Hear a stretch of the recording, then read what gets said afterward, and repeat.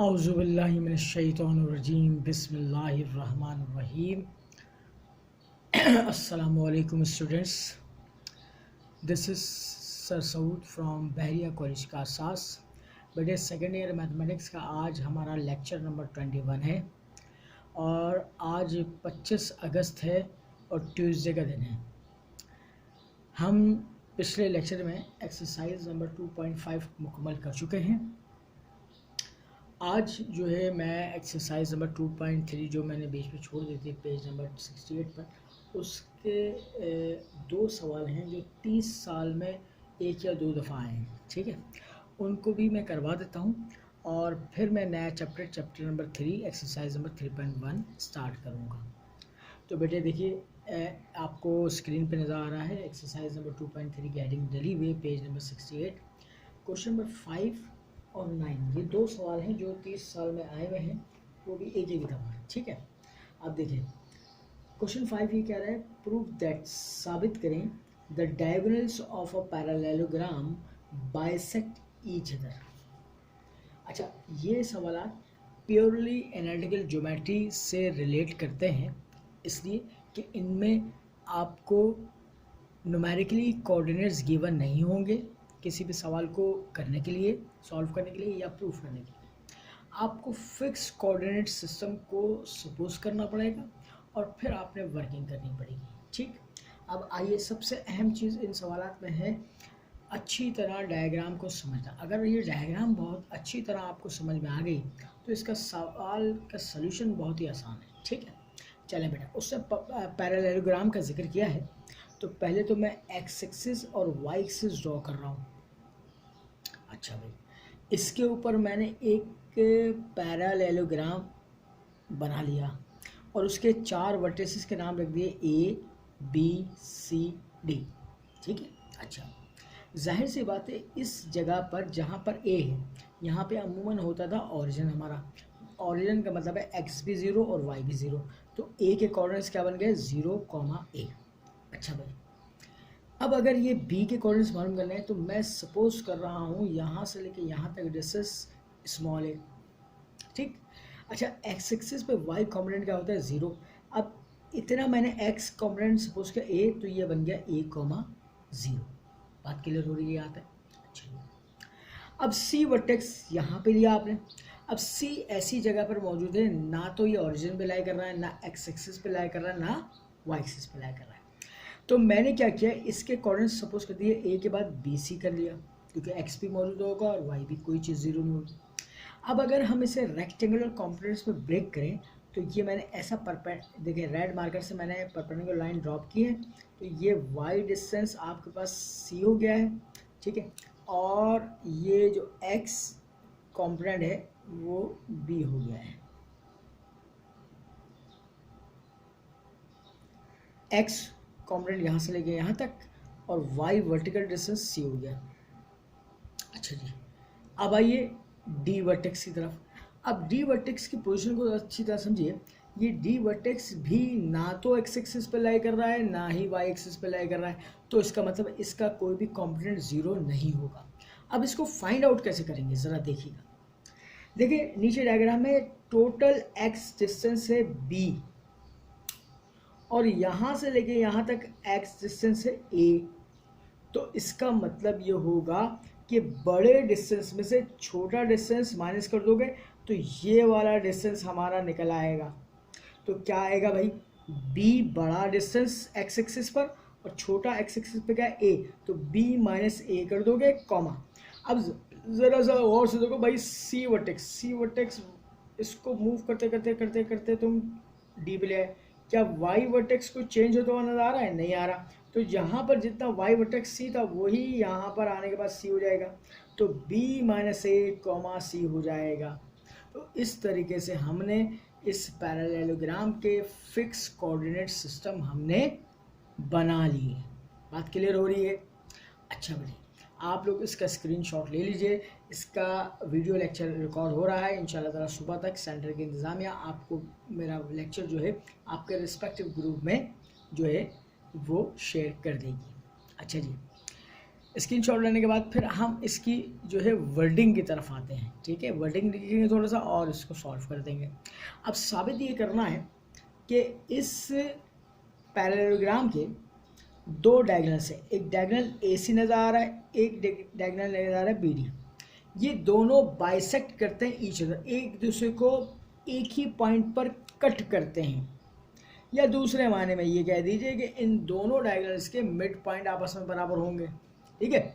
अगर मैं कहता हूँ A से लेके C तक जो डायगोनल है इसका मिड पॉइंट M है, और B से लेके D तक जो है आपके पास डायगोनल है उसका जो है मिड पॉइंट M डैश है। तो अब मैं वर्किंग करने पे आ रहा हूँ, नेक्स्ट पेज की जानिब मूव कर रहा हूँ बेटा, जरा देखिएगा।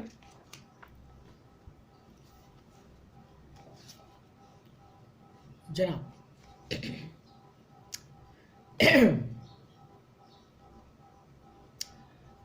अब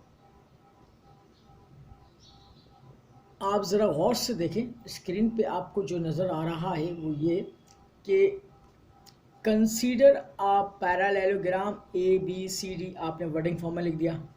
हुज वर्टिसेस आर, जिसके वर्टिसेस ये हैं, आपने सपोज किया A 0 0, B A 0, C B C, D B -A C respectively, क्योंकि ये एक तरीके से एंटी क्लॉकवाइज आपने मूवमेंट में वर्टिसेस लिए हैं।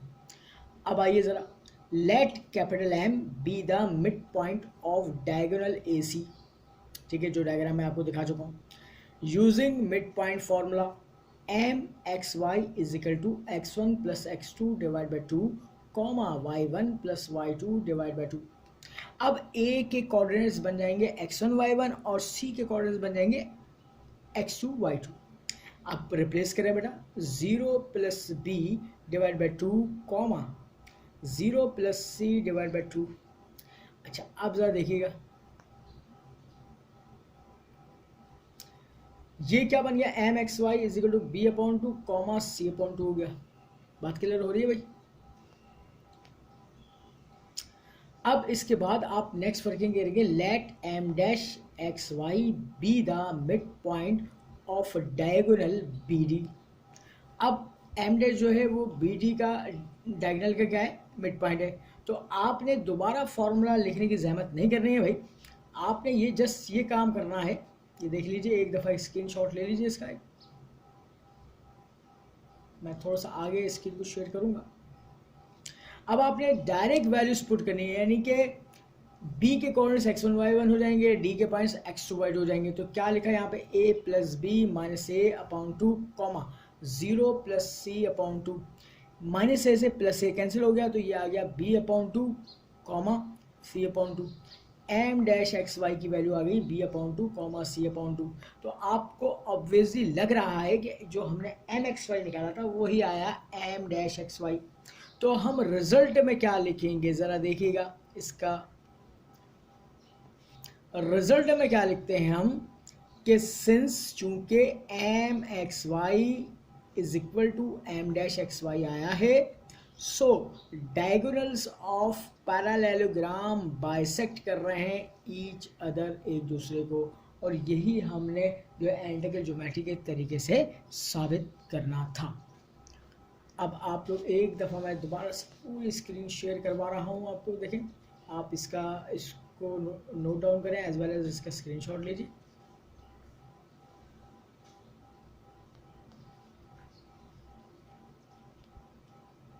वीडियो लेक्चर बन रहा है बेटा, वो आपको सुबह तक मिल जाएगा। उसमें आपको बहुत ही ज़्यादा और क्लियर नज़र आता है, और सारी चीज़ें बार बार आप जो है रिवाइंड करके देख भी सकते हैं, ठीक है। चलें बेटा, अब मैं नेक्स्ट क्वेश्चन की जानिब बढ़ता हूँ, और नेक्स्ट क्वेश्चन हमारा है क्वेश्चन नंबर 9, ठीक है भाई। पहले मैं इसका सवाल पढ़ूंगा, वर्ड प्रॉब्लम है, और इसकी डायग्राम समझाऊंगा। डायग्राम समझ में आ गई तो बाकी काम बहुत आसान है। क्वेश्चन नंबर 9 कह रहा है, प्रूव दैट, साबित करें, the diagonals of an isosceles trapezoid are equal. अच्छा जी, अब पहले तो ये बात समझते हैं कि what is the trapezoid. It is a four sided bounded figure. ये ऐसी जो है फोर साइडेड बाउंडेड फिगर होती है जिसकी दो साइडें जो हैं आपस में पैरेलल होती हैं और दो नॉन पैरेलल होती हैं। ठीक है। अब आइसोसेलिस जो है आपके पास जो ट्रिपोजाइड है उसमें आपके पास आइसोसेलिस का मतलब ये होता है कि दो साइडें इक्वल हों। तो ये साइड अमूमन इक्वल होती है और ये साइड अमूमन इक्वल होती है। ठीक है। अच्छा, अब देखिए, या दूसरे मायने में हम ये भी कह सकते हैं कि इनके डायगोनल्स जो है वो आपस में जो है उनकी लेंथ आपस में बराबर होती है। ठीक है ना। और यूँ कह लें कि आइसोसेलिस ट्रिपोजाइड ऐसा ट्रिपोजाइड है जिसके डायगोनल्स की लेंथ आपस में इक्वल होती है। ठीक है। अब इसके पहले कोऑर्डिनेट सिस्टम समझते हैं। देखिए भाई, x axis y axis draw किया, एक ट्रिपोसाइड ऐसा बना है जिसकी दो नॉन पैरेलल साइड हैं और ये दो पैरेलल साइड हैं। अब इनके कोऑर्डिनेट्स कैसे सपोज कर रहे हैं इसको समझ लीजिए भाई। इस पोजीशन पे ओरिजिन पे ए रखा 0,0, इस पोजीशन पे बी रखा, यहाँ से लेके यहाँ तक जो फासला है वो ए के बराबर है और x कॉम्पोनेंट पर y क्या होता है 0, तो b के कोऑर्डिनेट्स बनेंगे a,0। ठीक है। अच्छा जी, c को फर्स्ट किया हमने b,c। अब इसको रेक्टेंगुलर कॉम्पोनेंट्स में ब्रेक करो तो यहाँ से एक परपेंडिकुलर ड्रॉप करोगे इधर, तो x कॉम्पोनेंट क्या मिलेगा, इसका x कॉम्पोनेंट क्या है b, तो यहाँ से लेके यहाँ तक डिस्टेंस b मिलेगा और ये वर्टिकल डिस्टेंस जो है वो c के बराबर है। यहाँ पे c आ गया। अच्छा, d, अब d को कैसे निकालना है। देखो, x एक्सिस पर आओ, सबसे बड़ा डिस्टेंस जो है वो आपको x डिस्टेंस मिलेगा a और छोटा डिस्टेंस जो है वो मिलेगा b। तो इसका मतलब ये है कि इतना डिस्टेंस मालूम करना है तो टोटल a में से इतना b मालूम करोगे तो ये वाला डिस्टेंस मिल जाएगा तुम्हें। तो ये बन जाएगा a माइनस बी कॉमा। अब वही बात वर्टिकल डिस्टेंस के लिए, ये जो हमने परपेंडिकुलर ड्रॉप किया था c वाला, इसको ज़रा मूव करते करते करते करते करते करते तुम यहाँ तक ले आओ तो क्या ये देखो कि जो c था वर्टिकल डिस्टेंस, क्या ये चेंज हो रहा है? नहीं हो रहा। यहाँ पे भी पहुँचने के बाद वही रहेगा। तो इसका मतलब वर्टिकल डिस्टेंस यहाँ पे सेम रहता है, सिर्फ चेंजिंग कहाँ आती है, x कॉम्पोनेंट में चेंज आती है। बात क्लियर हो रही है बेटा? अच्छा जी, अब ज़रा देखिए, अब हमने डायग्राम समझ लिए, डायग्राम के वर्टिसेस हमने ड्रॉ कर लिए अच्छी तरह। अब सिर्फ थोड़ी सी वर्डिंग करनी है और प्रूफ कर देना है। अब इसी बात को लिख लें, let an isosceles trapezoid ABCD whose vertices are A 0,0, B A,0, C B, C and D A minus B, C respectively to prove diagonals are equal। अब इसके डायगोनल्स आपस में इक्वल हैं, यूजिंग डिस्टेंस फॉर्मूला लगेंगे और diagonal यहाँ पे देखिए, एक AC डायगोनल है, एक BD डायगोनल है, तो AC की लेंथ बराबर आनी चाहिए BD की। ठीक है, स्क्रीनशॉट ले लीजिए जनाब और फिर मैं आगे जो है मूव करते हुए इसका फर्दर मोर सिंप्लीफिकेशन आपको बताऊंगा।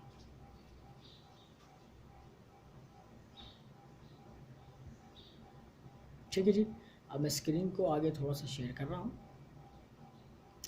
अब ज़रा गौर से देखिएगा। दोनों जगह मैंने डिस्टेंस फॉर्मूला शो कर दिए।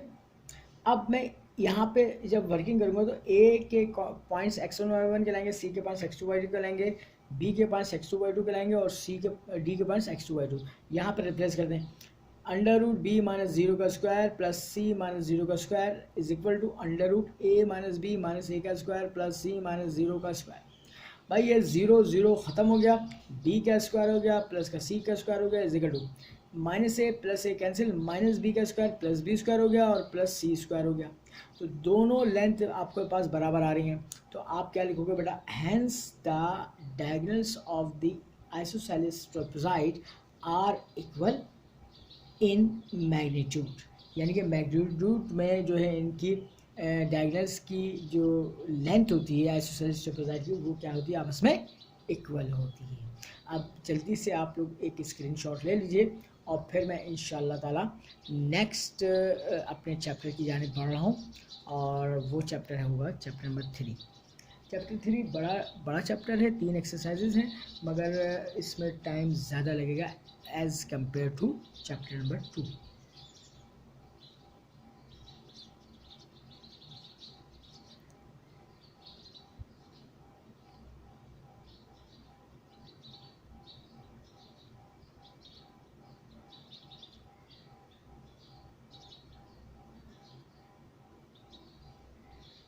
चलिए, अब आप स्क्रीनशॉट ले चुके हैं, इसका मुकम्मल स्क्रीन साफ़ सुथरी नज़र आ रही है मुझे भी, और यकीनन इंशाल्लाह ताला आपको जब वीडियो लेक्चर मिल जाएगा कल तक तो आपको भी नज़र आएगा साफ। अच्छा, अब मैं नेक्स्ट पेज की जानिब मूव कर रहा हूँ।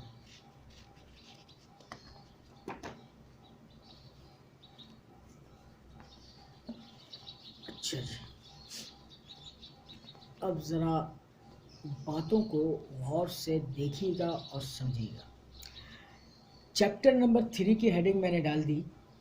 चैप्टर 3 का नाम है the general equation of straight line, और हम इस बात से वाकिफ़ हैं जब चैप्टर 2.5 में पढ़ा था कि general equation of straight line क्या होती है, ax + by + c = 0।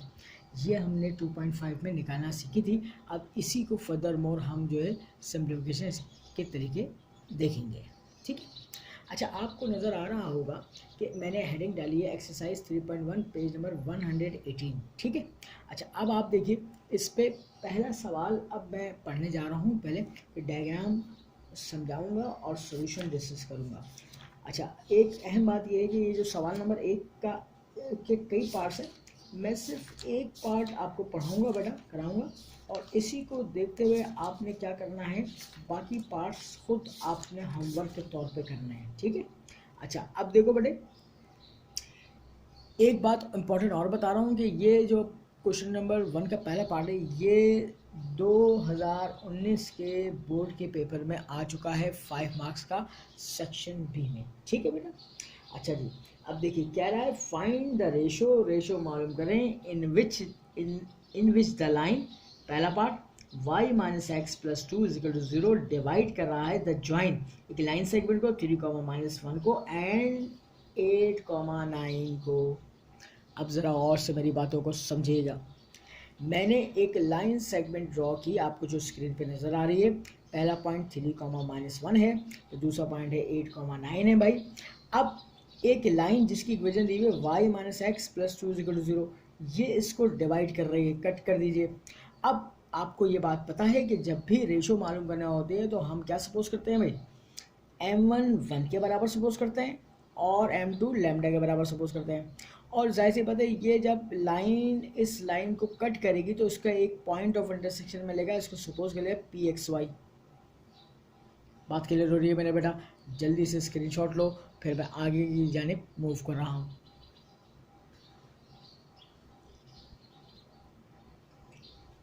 ठीक है, take screenshot and then I am moving ahead. मैंने यहाँ पे डायग्राम के मुताबिक लिखा wording, let pxy be the point, वो पॉइंट है विच डिवाइड कर रहा है द जॉइन को ऑफ 3, -1 एंड 8, 9 को इन द रेशो 1 लैम्डा। तो भाई रेशो जब आ जाएगी तो रेशो थ्योरम या रेशो फार्मूला इस्तेमाल करेंगे। एक्सरसाइज 2.2 का टॉपिक है, तो मैंने यहाँ पे लिख दिया using ratio formula pxy = m1x2 + m2x1 divided by m1 + m2, m1y2 + m2y1 divide by m1 + m2, ठीक है। अच्छा, अब सुनो बेटा, ये पहला पॉइंट x1 y1 कहलाएगा, दूसरा वाला x2 y2 कहलाएगा। रेशो m1 1 कहलाएगी, रेशो m2 लैम्डा कहलाएगी। बात क्लियर हो रही है? यहाँ पर इस फॉर्मूले के अंदर मैं वैल्यूज पुट करूँगा और सिंप्लीफाई करूँगा। जल्दी से इसका भी स्क्रीनशॉट ले लीजिए, फिर मैं आगे की तरफ मूव कर रहा हूँ।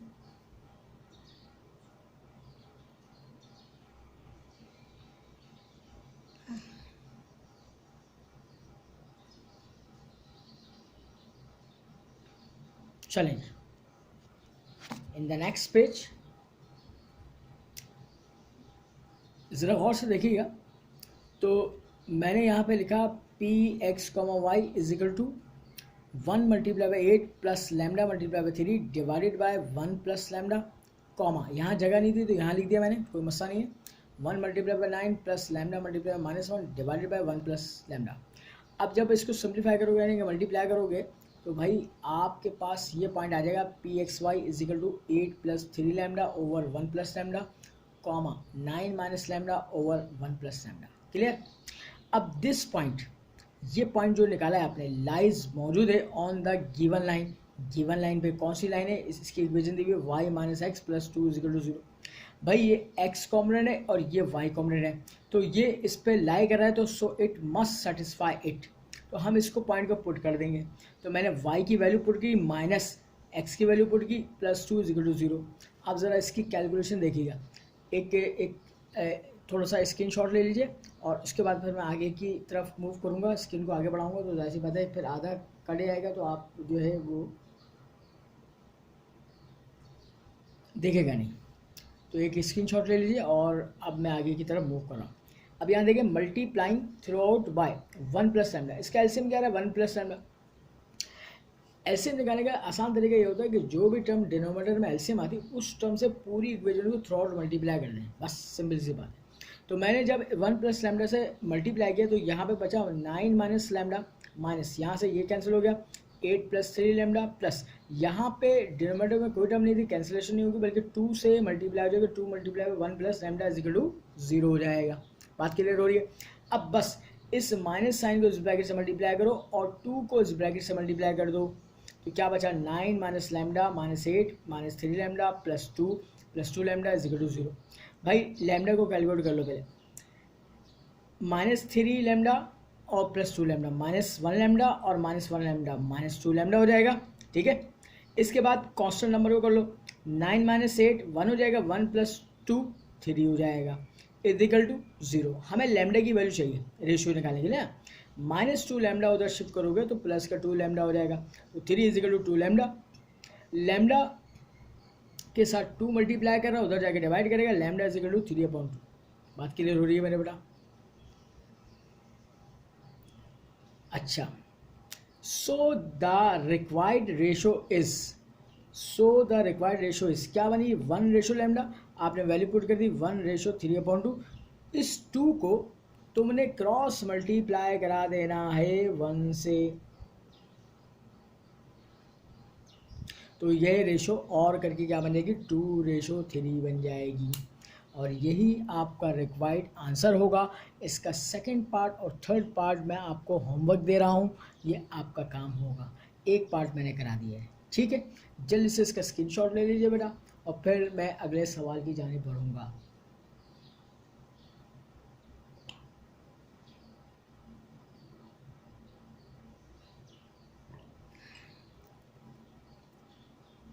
ठीक है भाई, चलें नेक्स्ट पेज की जाने बढ़ते हैं।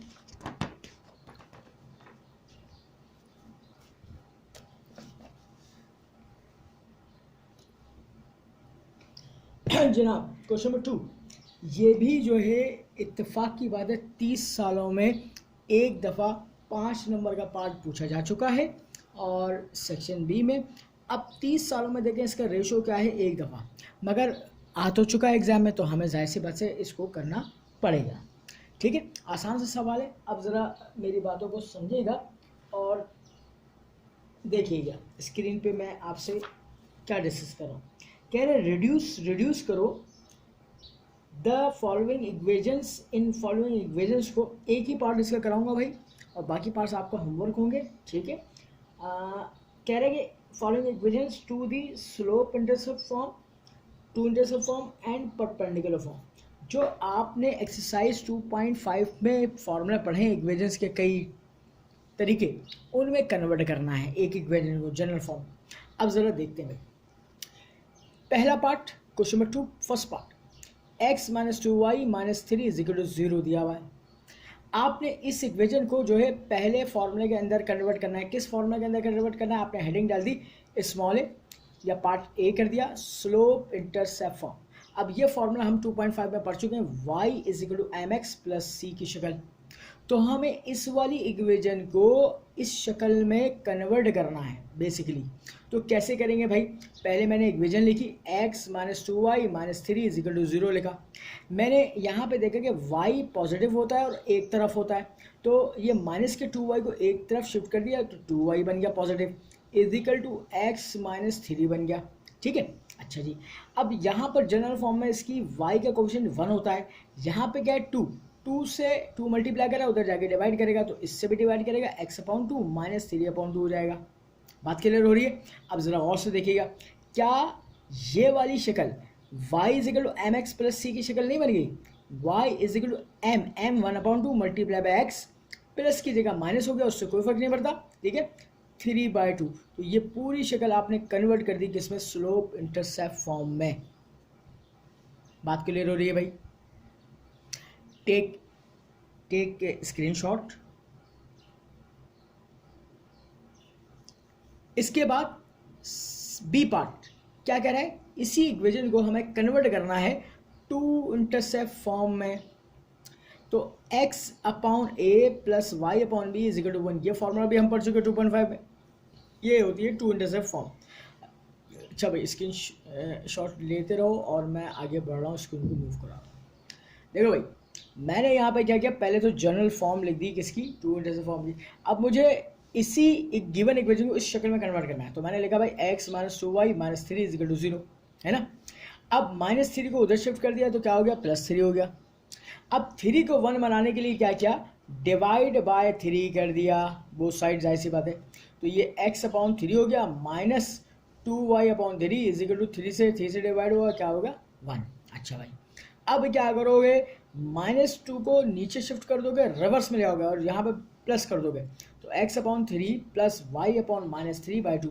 अब देखो वापस वही कंडीशन करेंगे तो वही आ जाएगा, माइनस प्लस माइनस 2 पलट आएगा तो यही शक्ल आ जाएगी। तो हमें शक्ल ऐसी कन्वर्ट करनी है। देखो x/a, बीच में क्या आ रहा है? प्लस आ रहा है, प्लस आ गया।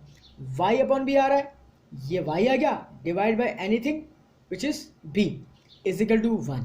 तो हमने इसको इस शक्ल में कन्वर्ट कर दिया है टू इंटरसेप्ट फॉर्म में। ये बी पार्ट हो गया।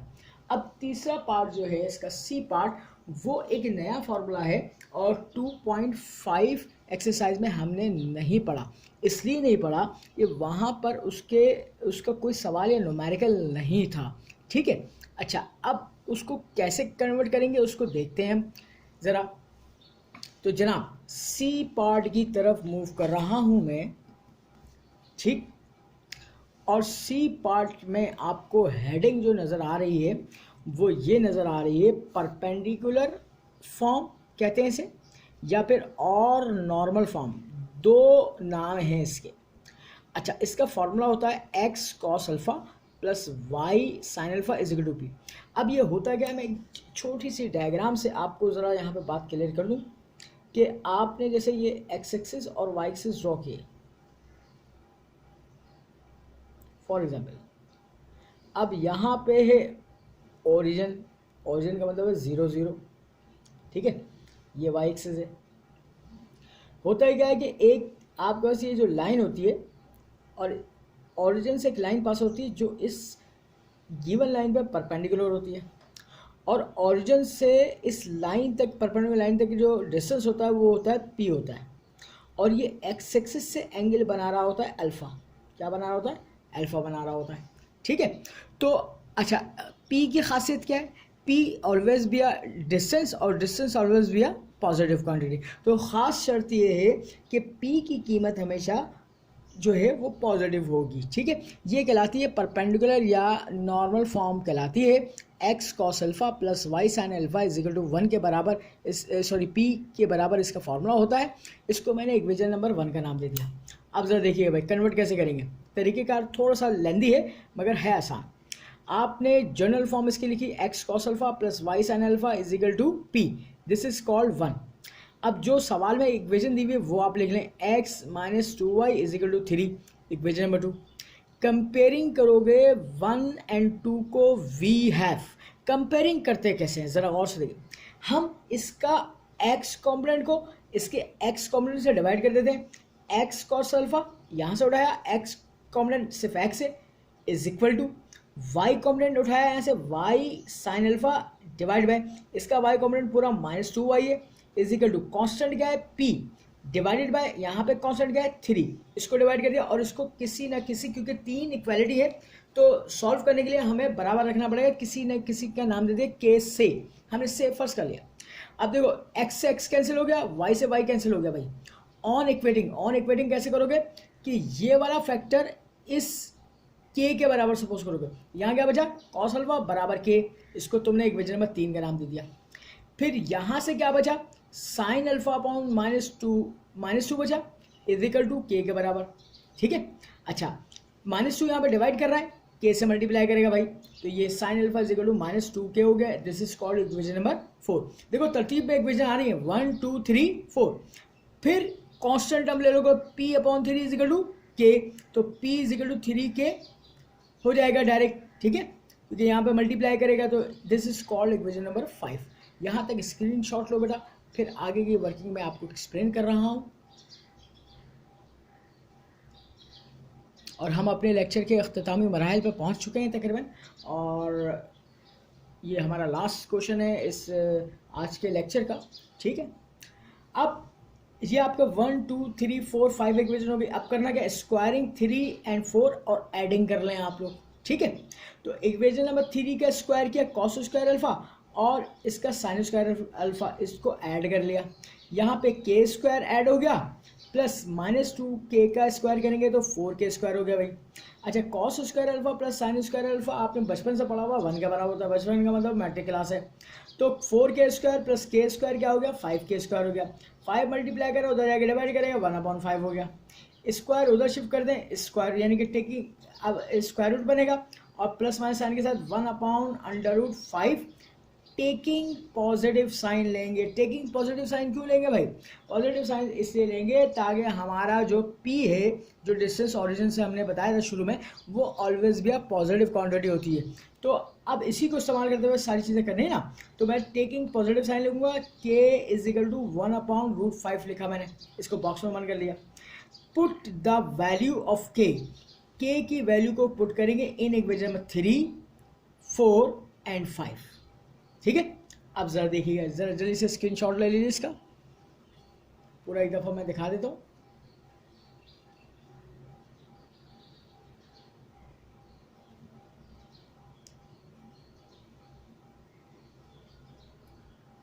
जनाब मैं नेक्स्ट पेज की जाने मूव कर रहा हूँ बेटे।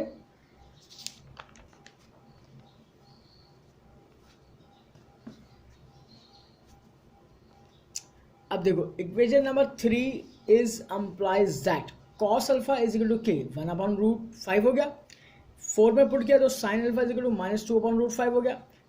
5 में पुट किया तो p इज इक्वल टू 3/√5। देखें अब देखें यहाँ पर k की वैल्यू समान हो रही है। अगर मैं नेगेटिव लेता तो ये हो जाता नेगेटिव टर्म और p हमारा होना चाहिए हमेशा पॉजिटिव, इसलिए पॉजिटिव साइन लिया। पुट ऑल वैल्यूज यानी इन वैल्यूज को उठाकर इन इक्वेशन नंबर 1 जो सवाल में यानी कि जो हमारा फॉर्मूला नंबर 1 था उसमें पुट करेंगे। 1 is applies x multiply by cos alpha की कीमत 1/√5 plus y multiply by sine alpha की value -2/√5 is equal to p क्या है 3/√5। क्लियर हो गई, ये हमारी जो है be the required equation in normal form हो गई या फिर परपेंडिकुलर फॉर्म हो गई। हमें ऐसी शक्ल में लिख के दिखाना है x कॉस अल्फा की वैल्यू है plus y sine alpha is equal to p क्या है डिस्टेंस है from origin and it is always भी पॉजिटिव क्वांटिटी। तो बेटा इसके साथ ही आज का वीडियो लेक्चर इख्तिताम पजीर होता है, ठीक है। इंशाअल्लाह ताला मैं कल जो है नए सवालात के साथ हाजिर होऊंगा। जब तक के लिए अपना बहुत ख्याल रखिएगा। अल्लाह हाफ़िज़।